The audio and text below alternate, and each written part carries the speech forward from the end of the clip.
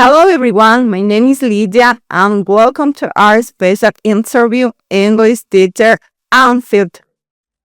Today I'm not interviewing just one English teacher. I have two. Today I'm joined by Gwyneth who is 22 years old and Diana who is 24 years old. They are both English teachers and we're going to discover a little more about their careers and maybe even some secrets for learning English. Gwyneth, Diana, thank you very much for being here. Thank you. Perfect. I'll start with some friendly questions, but I can't promise they'll be easy. Gwyneth, let's start with you. Could you introduce yourself and tell us where you're from and where you currently teach? Okay, so I'm from Ecuador. Okay, I currently live in Quito. And I'm currently teaching on Lingo Quest, which is an English institute, alongside with my partner, with Daya. So yeah, I'm currently teaching there, and it's so much fun. Nice. Now we know a little more about Gwyneth. Diana, I'm not going to ask exactly the same question. That would be too easy. Diana, how did English become an important part of your life?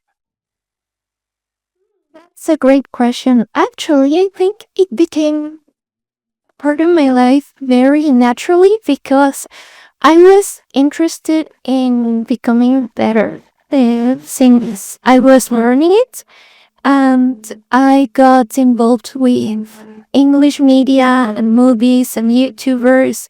So it became something I listened to daily, and I don't know, it just became like hard.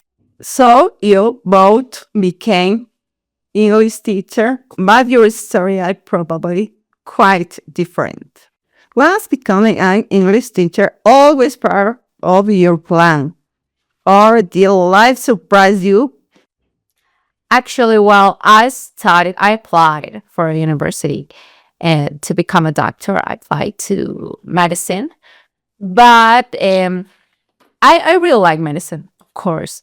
But I also like learning a lot of languages, and English was one of them. So it was a really cool experience for me to become an English teacher, and very unique also. I didn't thought that I would ever become an English teacher in the first place, but this journey was very fun. So I love my students. I love teaching. I fell in love into this uh, teaching career. So yeah, it wasn't like in my plans at all, but I really loved it, and I love teaching, and my students are my whole life. Thank you. Diana, let's imagine an alternative universe for a moment. If you had become an English teacher, what career do you think you could have chosen instead? I think I would have chosen something to do with the arts. I love especially visual arts and dance.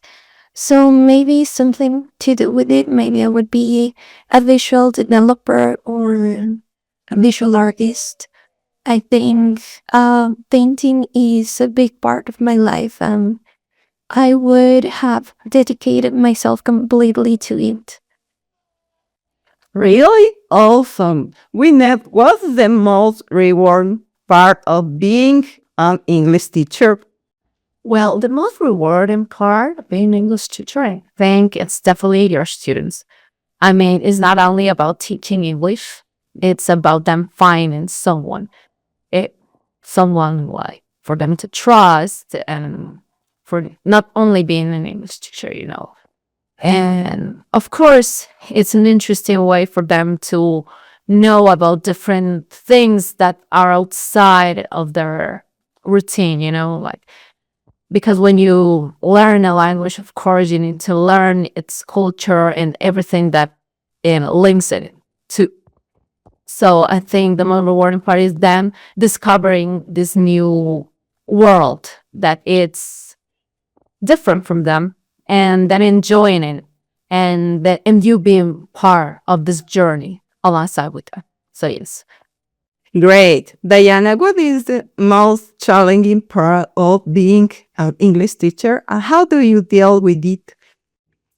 The most challenging part of becoming an English teacher is definitely learning to adapt to the different learning styles of the students, because you have to learn about their interests, their goals, and how they individually learn, so that um, every class is productive for them, because not everyone learns grammar or vocabulary or anything really the same way. So it's very important as a teacher to learn to be flexible with your students.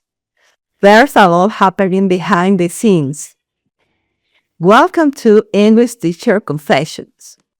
Gwyneth, what is one mistake English students make again and again that secretly makes teacher think, oh, not again?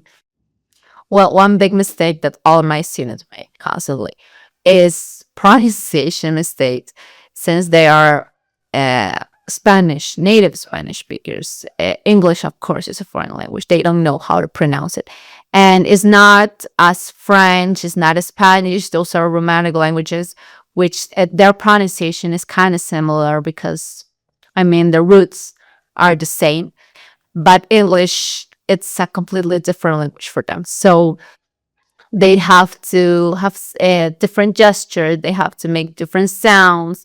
So pronunciation is always an issue in my class, and I'm constantly trying to make them work on their pronunciation. But it's not as important as most people think. If you know how to express certain things and certain ideas that you have, it's fine. But I think pronunciation is important for people, for other people to understand you. Diana, what is one English word pronunciation mistake or grammar rule that your students usually struggle with? There's always one pronunciation mistake that everyone makes, because I teach two Spanish native speakers. So they always struggle when they have a word that starts with S, because in Spanish you don't have words that start with S, just with ES. So, for example, things like school, they pronounce school, or maybe like skip, they pronounce a skip. So that's the common problem that I have with my students. Now, if you could design the perfect English class, what would you include to make a student excited to participate? Well, that's a very interesting question. A lot of students like different stuff. So what I would do is I would make my classes like they will be along with their interests. Some kids like basketball, some kids like sports, some like, I don't know, superheroes. So I would make my classes with that topic so they can enjoy learning about it, and learning about it, of course, in English. What expressions to use, what words like in this universe exist in English, and how do you say that in English. How do you say that specific word that you like in Spanish in English. So that would be very interesting to make, and of course it would be like I don't know. It would be like a dream come true for students, like to learn, but also learn about the things that they like. Now that technology is changing education very quickly, how do you use to make learning English more interesting? There are several ways to use technology for learning, but my favorite is using apps that use the spaced repetition system for learning vocabulary, because it aligns with how your brain learns vocabulary, giving you the repetition necessary for the words to stay in your brain.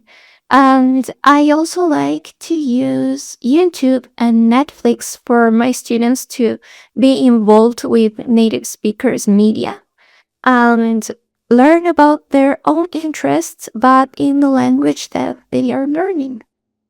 We need imagine a student understanding English but afraid to speak because they are scared of making mistake. What advice would you give that student?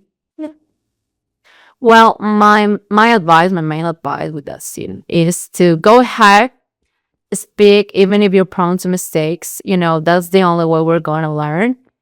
And as I said, in English, your main goal is not to pronounce is not to have the best pronunciation of them all, is not to be like a foreigner. Your main goal is to communicate. So if you know how to communicate, if you know how to materialize your ideas in a foreign language as English is, it would be great. It's okay if you make mistakes, pronunciation mistakes. Of course, you would make them because it's not your native language. But my main advice is to go ahead, and make mistakes. Is not like is not as worse, like it's not that bad. Okay, it's not as people would make them even more noticeable if you make them. It's okay to make mistakes, and you would make them eventually. So yes. Yeah, if a student came to you today and said, "Teacher, I really want to improve my English," what three things would you recommend doing every day? Well, I think that my main advice to improve your English very quickly is to really immerse yourself in the language. That's why I would recommend these three things. First, I would recommend to choose a show or a movie that you really like and watch it several times with subtitles in English and, of course, the audio also in English, so you can familiarize yourself with these new words in the topic that you're interested in. Also, my second advice is to use the vocabulary from that show or that movie and put it in some app for flashcards, for example, Anki. And remember those words that way by repeating every day that vocabulary, so your brain becomes familiarized with these new expressions. And finally, I would advise you to put your settings on your phone or your PC, your games, or whatever you're using in English so that you can have English in your daily life and constantly. That way, you are going to improve and learn some new words and expressions that otherwise it would be a little more difficult to acquire.